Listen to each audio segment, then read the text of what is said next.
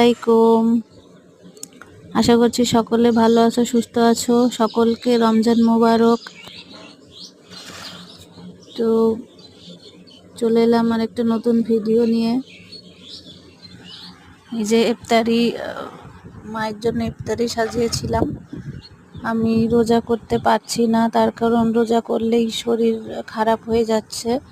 এমনি কষ্ট হচ্ছে না, কিন্তু মানে রোজা থাকলেই কীরকম হয়ে যাচ্ছে, গ্যাস হয়ে যাচ্ছে, এটা সেটা হচ্ছে।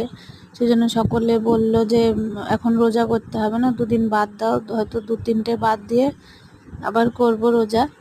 তো মায়ের জন্য রোজার ইফতারিটা আমি সাজালাম, সাজিয়ে ভিডিওটা করলাম।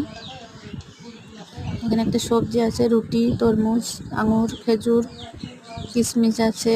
এই যে পোলাও রান্না করেছিলাম, পোলাও, এই যে গ্লাসে শরবত,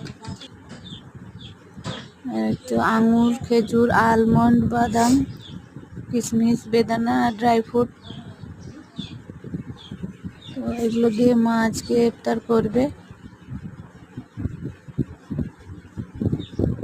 তো সকলে ভালো থেকো, সুস্থ থেকো, দোয়া করো আমি যেন রোজাগুলো করতে পারি, আমি যেন সুস্থ হয়ে যাই। সকলে যেন সবাই রোজা করতে পারো, এই দোয়াই করি। বাই।